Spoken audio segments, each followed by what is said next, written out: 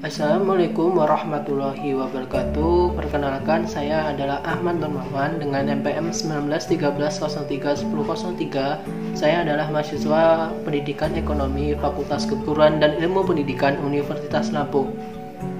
Di video kali ini saya akan berbagi informasi terkait dengan mata kuliah teori akuntansi yang dimana saya akan menjelaskan tentang materi biaya. Jadi simak terus video kali ini ya.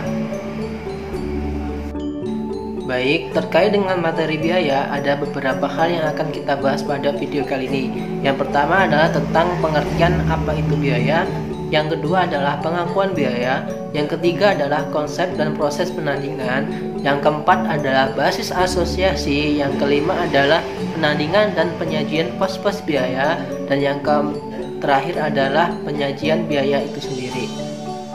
Baik, yang pertama adalah pengertian biaya, di mana Financial Accounting Standard Board mendefinisikan biaya sebagai arus keluar atau penggunaan aset lainnya atau timbulnya kewajiban dari memproduksi atau mengirimkan barang, memberikan layanan, atau melaksanakan aktivitas lain yang merupakan operasi utama atau pusat dari entitas yang sedang berlangsung.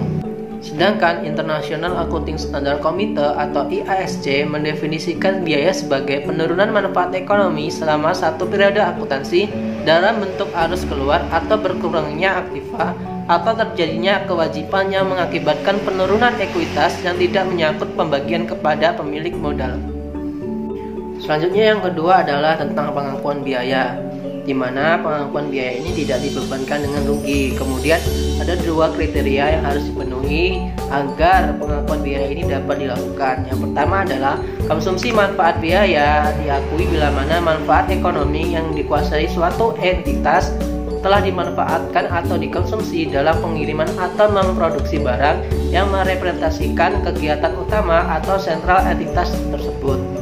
Yang kedua adalah berkurangnya manfaat masa mendatang atau consumption of benefit, di mana biaya diakui bila mana aset yang telah diakui sebelumnya diperkirakan telah berkurang manfaat ekonominya atau tidak lagi mempunyai manfaat ekonomi.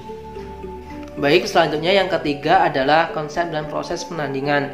Nah, untuk menentukan laba yang bermakna atau meaningful, yang dimana maksudnya laba ini dapat merepresentasikan keadaan sebenarnya perusahaan tersebut, perlu dipahami dua pengertian penting, yaitu tentang proses penandingan atau matching proses dan konsep atau prinsip penandingan, yaitu matching concept or principle.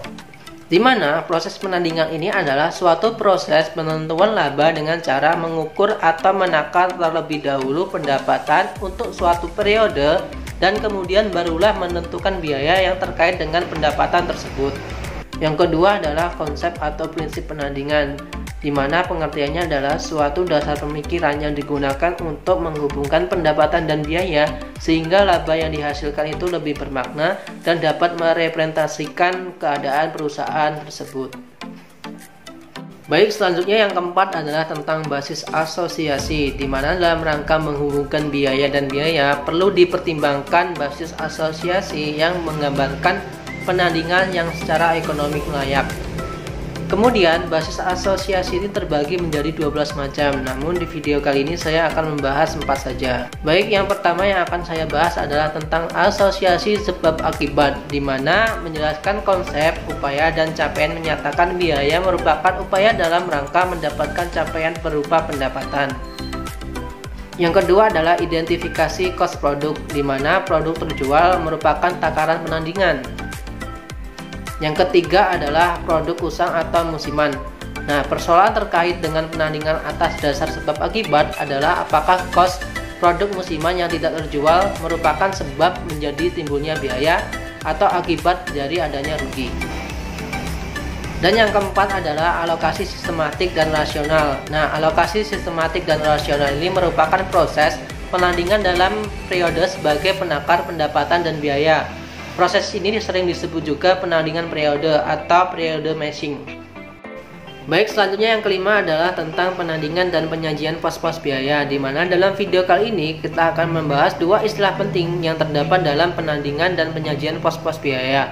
Yang pertama adalah metode masuk pertama keluar pertama atau MPKP, di mana metode ini berasumsi bahwa faktor cost itu mengalir melalui perusahaan secara berurutan seperti antrean yang dimana tidak ada saling mendahului. Nah, metode ini sangat pas dan logis digunakan dalam merefleksikan asosiasi sebab akibat.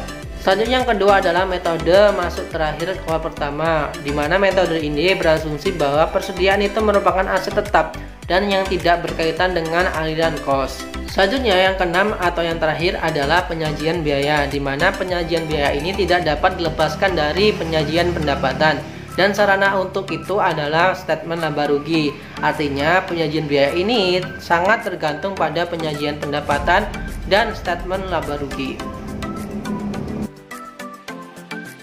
Baik, mungkin itu saja yang dapat saya sampaikan. Apabila ada kesalahan, saya mohon maaf. Saya akhiri. Wabillahi taufiq wal hidayah. Wassalamualaikum warahmatullahi wabarakatuh. Dan terima kasih telah menonton video kali ini.